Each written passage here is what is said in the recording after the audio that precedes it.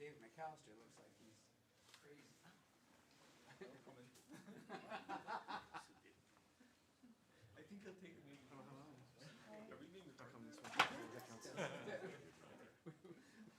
We are. I already messed up last time. I was here on a birthday.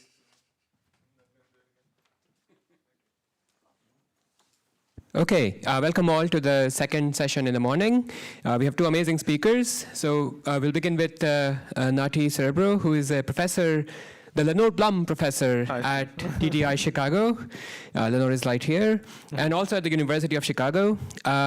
You might know of many of his super famous works in machine learning. He's very famous for his use of optimization, questions in statistical estimation, especially like the use of nuclear norm in matrix reconstruction and related problems. He's been doing amazing work in machine learning, and I guess he's going to tell us more about what he's up to recently. Yeah, thanks, and thank you, Lenore. I feel I should. I think this is the first time I'm speaking in front of my endower. So, and thank you for Lenore's son for arranging this. I suspect maybe Avram had something to do with this. I don't know. So yeah, it's great being here, and so Avram to me is my boss, right? My president. Every day we start by singing "Praise Avram," and you can, people can justify, and you can just imagine what it felt like when Avram was interviewing to become the chair of the TTI and later the president, and it's like being told that Avram is going to be your chair is kind of like being told that Mr. Rogers is going to be your kid's kindergarten teacher or something, right? And it's like I don't think anybody here can imagine like a better outcome, and so. So it's been great having Avram as chair. The problem with Avram being my boss. So he knows everything I'm doing. Avram every day walks through the offices and checks that everybody's actually working and what we're working on, and makes sure we work hard. And so he knows everything I actually work on. And so I didn't know what to actually. I'm from my perspective, I'm speaking to Avram. You guys, I don't know. So it was actually hard to choose what to talk to. But then Avram mentioned to me, luckily, that he missed my last talk at TTI. So that gives me a chance to actually choose. And this is. It's also anyway something I really want to talk about in this audience, because other than Avram, there's a really esteemed audience here, and I really think like it's a unique opportunity to get back feedback, both from some of what I view as kind of the fundamental perspectives of machine learning, and I would actually, when I give these talks and then I quote some people that some of them are in the room here, and some others that maybe are not in the room, but people in the room were the advisors or colleagues of people in the room that I had no personal interaction with, and I'm actually curious whether what I'm saying is correct or not. But when I attribute things to them, so maybe this is my chance to, I don't know if it's a good thing or a bad thing, we'll find out. And also, so what I'll be talking in the first part.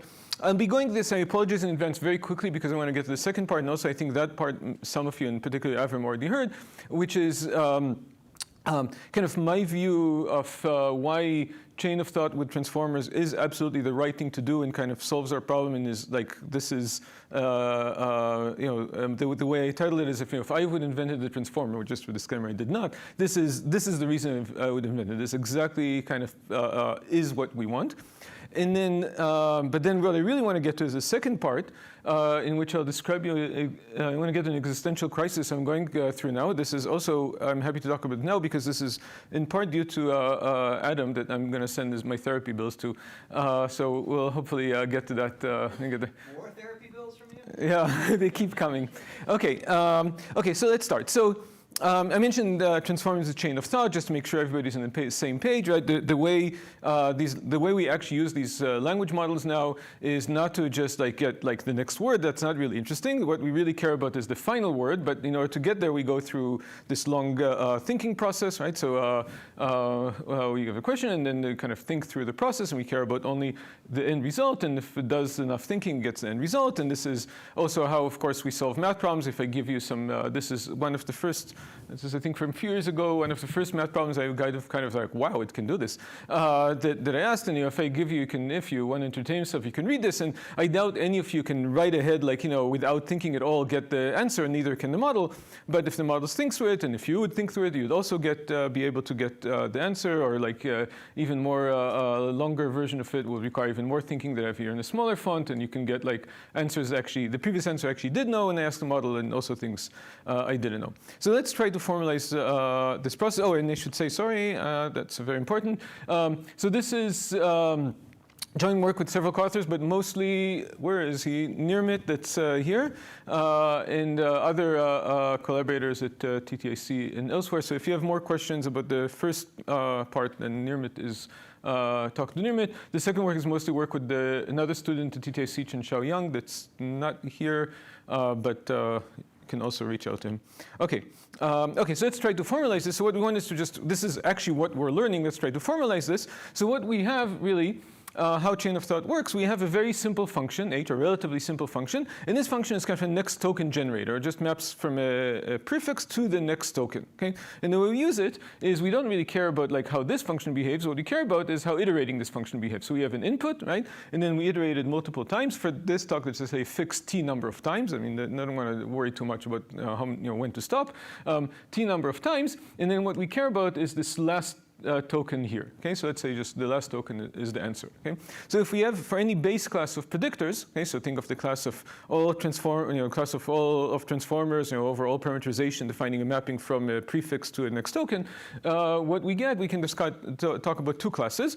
The COT class, which maps the input to the entire kind of interaction, and the class we really care about, which is the end-to-end class, which just maps the input to the output. Okay. Okay. And now we can formalize learning in this setting. There are actually two learning scenarios here. One is which is really just pack learning of the end-to-end class, in which we only get the training data of the inputs and the outputs. And the other is you can think of it as modification of pack learning, which you give more information in addition to input and output. You also have all the thinking. You even observe the entire thing. I should emphasize that still what we care about is only the output, final output. But I give you the thinking. For your use, you can choose to ignore it, you can just use it. I don't care what the thinking is, I just want to get the final answer correct. Okay, and now we can start by asking, first of all, sample complexity questions like, can I, if I have a small complexity class, base class h, then can I learn in this iterated way based on the complexity of h? Okay? And so the simplest place to start is if h is small cardinality. And really, I would say that you can start and end in small cardinality because we give learning guarantees based on low cardinality. Low cardinality is just number of parameters, right? If you have a transformer model with like n parameters and you have 32n low cardinality, right? Because you're using 32-bit representation for this, and so low cardinality is the end all of be-all of everything. And if in fact your h has low cardinality, it's pretty straight. There's a one-to-one. There's every h maps only to a single end-to-end predictor, and so the low cardinality of the end-to-end predictor is the same. You get learning guarantees in terms of the low cardinality. So this is already good news. I mean, in terms of sample complexity, we can learn this end-to-end mapping with the number of end-to-end samples. It just corresponds to the number of parameters in our model. Yes? I'm a little bit confused. What is it you're supposed to be learning here? You're learning the mapping from input to final answer. Okay. Okay? Does that answer your question? Okay. Great. If you do believe real numbers exist, you can ask what happens if we do have continuous classes, like the most natural things are what happens if this class has low complexity in terms of VC. Okay, can we learn the end-to-end class in terms of VC? You'd think yes. The answer is actually kind of maybe yes, but mostly no, because what we can show, you can get an upper bound on the VC of the end-to-end class in terms of the VC of the single iteration, but with an additional linear dependence on the generation length. Okay? And from my perspective, that kills the whole thing, because the whole point of these things is to get learning, and we'll see that even more explicit later on, get sample complexity guarantees that do not depend on the length of the input sequence, right? If I wanted to depend on the input sequence, I could just put like some neural network that maps the input to the output, right? I mean, the magic of a transformer is it's a model that's independent of the length of the input. So once I get this length dependence in sample complexity, I'm kind of very disappointed. This is already the first place we see that, including the chain of thought, thought helps you. Now we can actually learn end-to-end just with the most logarithmic dependence on the length of the sequence, which is you can also show is unavoidable. And you can then ask, well, is there some other complexity measure that sits between the low cardinality and the VC dimension that does allow us to learn end-to-end? The answer is yes. It turns out to be the Lillestone dimension, and we can have a complete characterization of this. Okay, but the more, so we already see some separation between end-to-end to COT, but this is not actually the main separation. The more important thing the COT helps you do is not this thing, because really, as I said, I'm perfectly happy with low cardinality. Number of parameters is all you need. The real difference is computational. So we can ask, what is the computational complexity of learning? And let's assume that the base class I can learn efficiently. So in other words, I do have, can think of it as an oracle for, if you're just talking about realizable learning, a consistency oracle for the base class, or some oracle that allows me to learn the base class if I have input-output examples for the base class. And in this case, it's not too difficult to see that I can reduce learning with the entire COT to just learning the base class, right? Because once I see all the steps, then finding something that's consistent with the entire interaction just amounts to something that's consistent with each step of the interaction, okay? And so this is very good news. And on the other hand, if all I see is the beginning and the end and all the interaction is latent, then things become harder, okay? So, I mean, intuitively, I mean, we don't know how to do it. It's latent. I have to like enumerate them. I don't know what to do. More formally, we can prove that this is hard, right? So what you can show is that even for very, very simple base classes in which it's easy to solve the fitting, to learn the base class, it's computationally impossible in polynomial time to actually learn just based on this end-to-end signal. So the main thing that the COT captures allows us is makes the problem easier, which I think is the important thing here. So how do we prove this? Okay, so we're going to look at a specific class. The only class I know that's really easy to learn is linear thresholds. I mean, it's basically, you can also argue that is the only class that's really easy to learn. And you can ask, let's take a linear threshold as your base class. Okay, so your base class is very easy, but again, by iterating it, you can actually get complicated things. Okay, and then what we can show is, forget the sample complexity here is not so important. Again, I mean, it's going to be polynomial anyway. For if you have the entire interaction, so it reduces to learning as linear thresholds, just LP feasibility. But you can prove that if you have that learning just based on end-to-end is intractable. Okay, so how do you do such proofs? Okay, what we do is we want to say that how do you prove something is intractable? You show it's very powerful, right? You can represent all kinds of things that we know we can't learn. So in particular, the thing we can represent is you can show that you can represent constant depth circuits with polynomial length iteration of linear thresholds. Okay, and constant depth circuits are hard to learn. Ergo, it's hard to learn computationally attractive. Like, so sample complexity is not the issue here. It's just computational complexity, and so it's hard to learn this class. Okay, and I mean, it's not, I should say it's not too difficult to do this. You can think of like, okay, so, sorry, let me take sorry. So now you can say, okay, should I take, I actually presented you a constructive result showing you the power of this class, that this class can represent something very powerful, and then said, oh, this is a negative result. You might also ask, well, should I view this as a positive result? And this is actually an interaction we had, and Nirmit can testify when writing this paper with different co-authors. Then this is like, you know, I kept saying, no, this is not help me at all as a positive result. So why does it not help me at all as a positive result in terms of representation?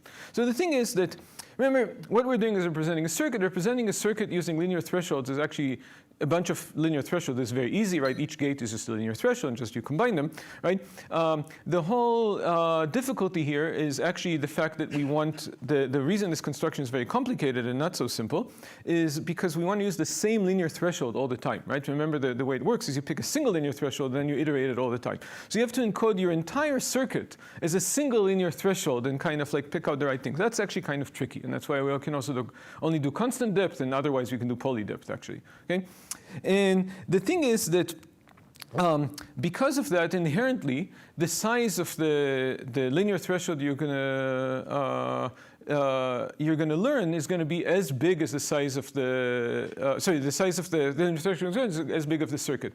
So in order to understand maybe why this is not satisfying to me and what I want to do here, then I want to talk a bit about what is it that we really want to learn. Okay, or what is it at least that I want to learn? Okay, so ultimately what I want to learn is anything that have a small description. Again, anything a description of length S, and of course you can do this statistically, with just order S samples. Now, what do I mean by short description?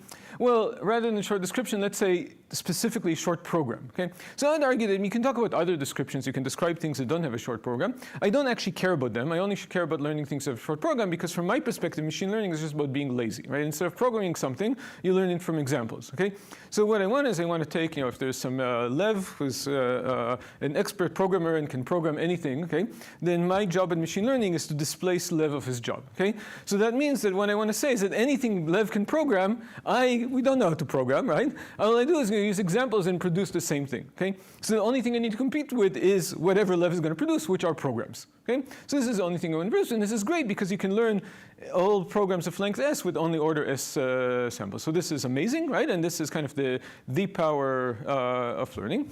The only problem with this is, statistically I can do this, but this is computationally, it's not even computable, right? And even if you make it like, you can maybe redo, simplify it a bit to make it computable, it would still be intractable, okay?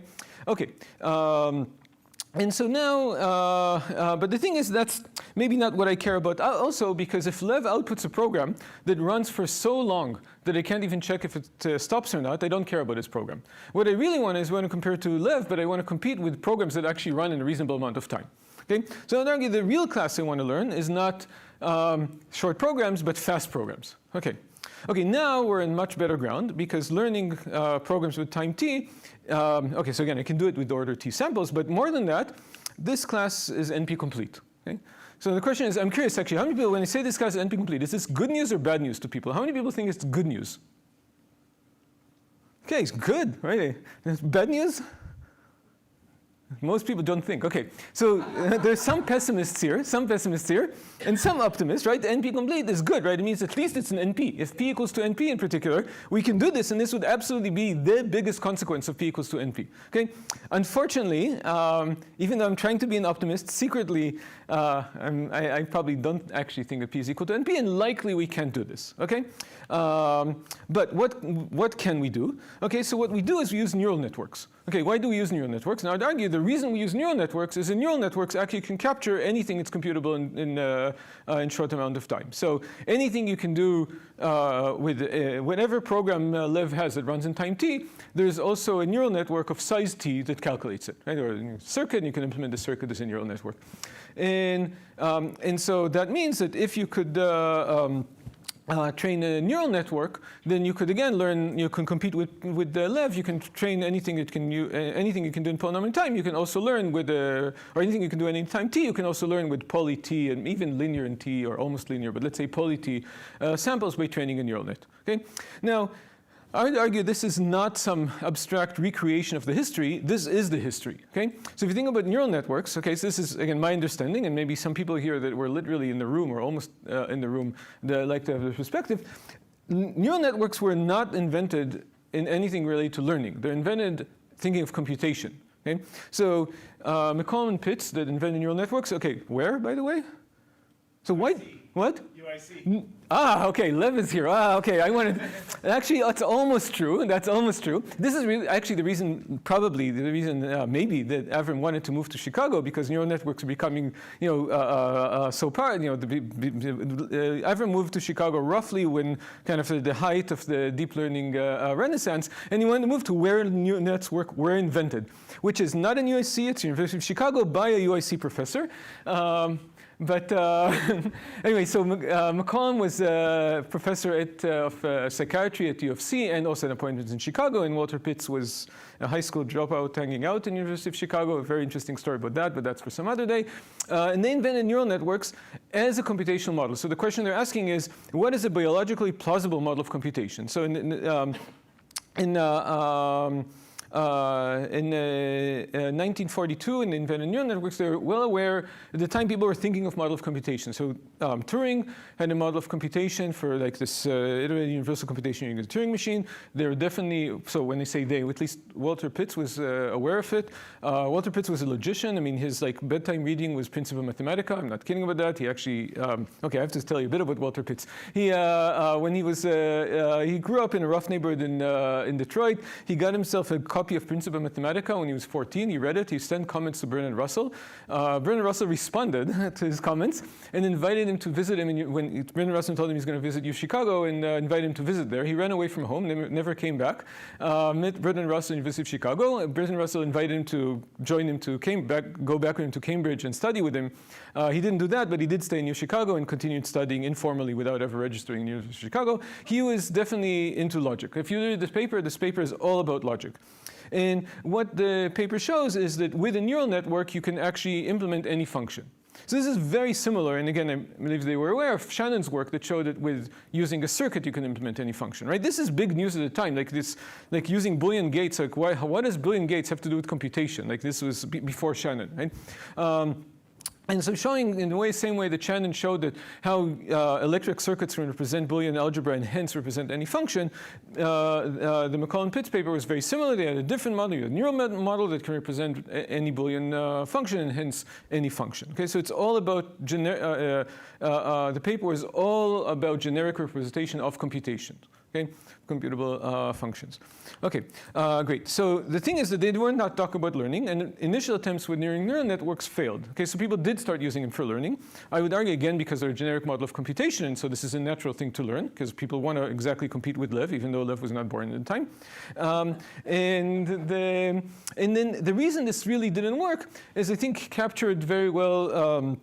By Paul Worbis in 1982 that said the reason this doesn't work because people were fixated on this discrete model, okay, and you cannot do discrete optimization. In order to do this, you have to be continuous, okay? And this is exactly what then was popularized by with Rumelhart and Hinton and Ron Williams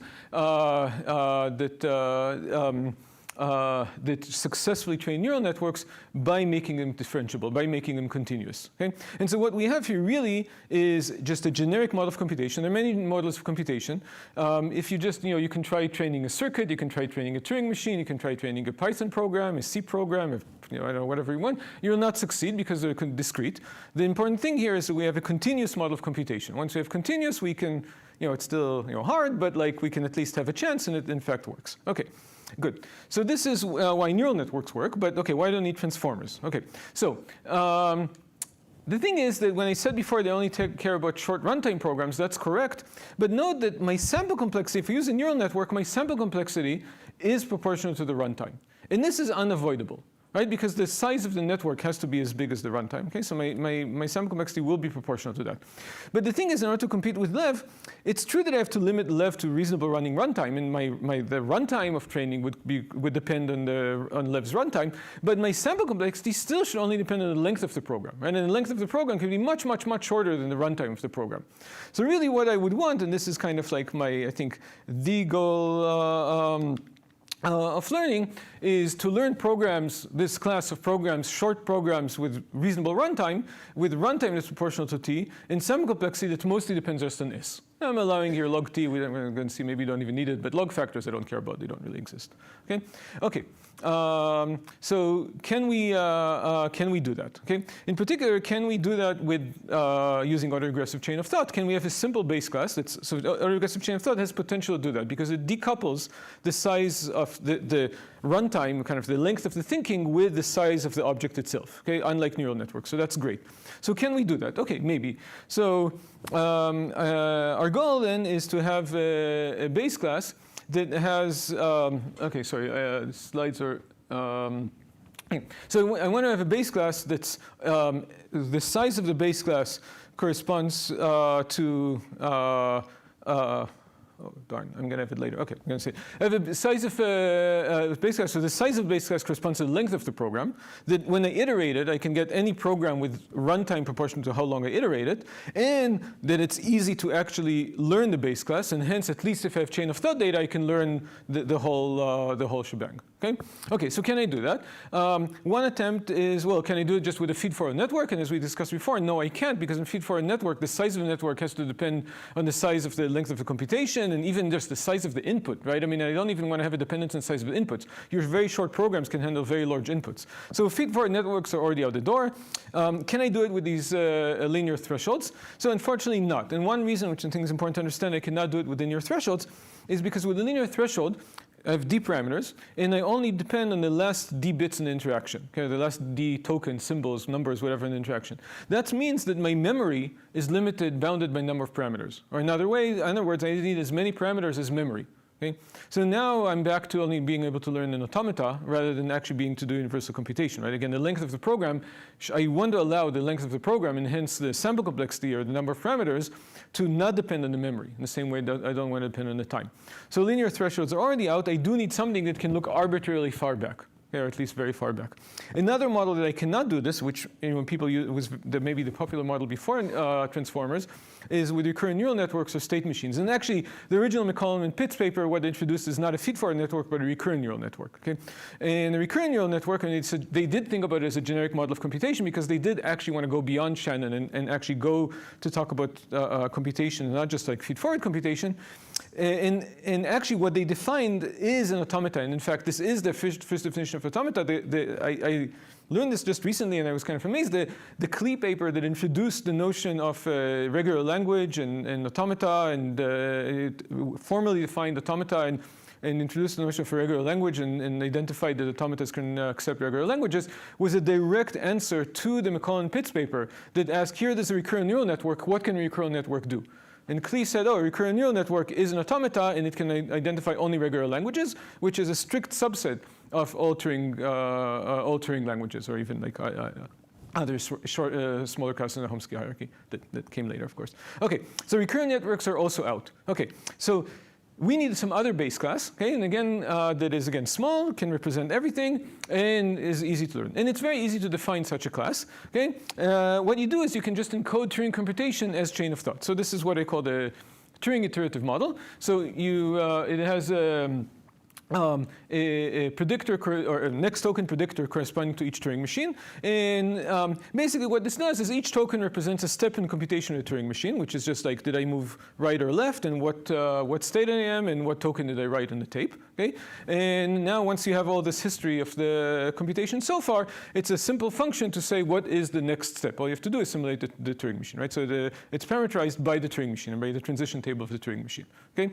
So, right, so this is what it does explicitly, right? At each step, it just calculates where I am, checks where was the previous symbol here, based on the previous symbol written in this position. You can know now what to do and what symbol to write. Okay.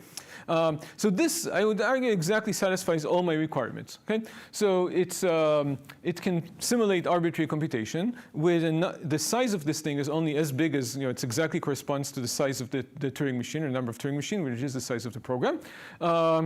And so I can learn it, and it's actually just amounts to memorizing these single steps. So that's actually, in a realizable setting, very easy to do computation efficiently. Okay, so great. So we already saw how autoregressive computation, so we already two important things. One, that autoregressive computation is the right thing, because it allows us now to decouple the runtime and the memory from the size of representation. And that exposing the COT is also crucial, because exposing the COT is what allows us to learn efficiently. And I think this is really an important aspect of like transformer or autoregressive learning with transformers, as opposed to say some looped models or recurrent neural net where everything is latent. Because the thing is that even if I don't have direct observation on the COT, I have kind of indirect statistical observation for it, because the thinking is in the same language as the data. And I think this is something maybe that I didn't appreciate so much before, right? That we have a lot of thinking also in our head, and these machines have a lot of thinking, but the representation we use to think is the same language, the same representation we use to communicate. Okay? So just by talking to somebody, I can actually improve my thinking. Okay? This would not be the case, right, if we, in something like a looped neural network that has used a completely different representation for the step, or just any deep network that uses a completely different representation going from layer to layer than it uses for the input and output. That would correspond to something if you can only think in Chinese, you can only talk in English, and now that would make it extremely difficult to learn how to think. Okay? Okay, so that's the second important component, but what we're left with is making this actually easy to learn. And when we said easy to learn means differentiable. Okay, so this is where a transformer comes in. And the thing is, if you look at this Turing computation, I wrote it very abstractly, but actually, if you wanted to invent a simple model that allows you to do this, you'd exactly invent a transformer, or at least exactly invent attention. So what's going on in each step here? There's a bunch of local steps, like looking at the transition tables, all that you can represent with a neural network. So that's just local. The only non-local step here is this lookup. You have to ask, what was the last place where was the last time this position was visited, and what was written there? But this is exactly an attention operation, right? An attention operation exactly does that. It has queries. In our case, the queries will be my current position, keys, which will be the position in which I write, and the values, which is what I wrote. Okay? So an attention operation is the absolutely right way to implement this.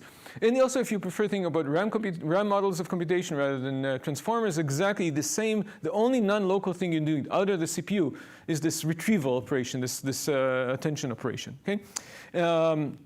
Okay, you have to figure out your current position. That you can do uniform attention. I don't think that's real, so I'm not going to talk about that. So as I wrote it here, this is a hard attention, which is not differentiable. But as Werbis told us, what we have to do is make it differentiable. Now we get soft attention, and this is exactly what a transformer does. Okay, great. So so hopefully now I convince you that transformers, autoregressive chain of thought transformer, is exactly the right model for like the dream of learning. Okay? And again, the important components, it's an iterative model, so it decouples the runtime in the memory, it decouples the runtime from the number of parameters. It uses attention rather than state, so it decouples the number of parameters from the memory. Okay?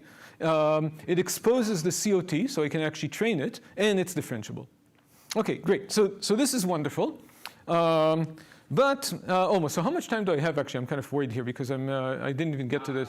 Yeah. I'm out? Shit. So But 11:50 was supposed. You started 2 minutes late, so let's say 11:52.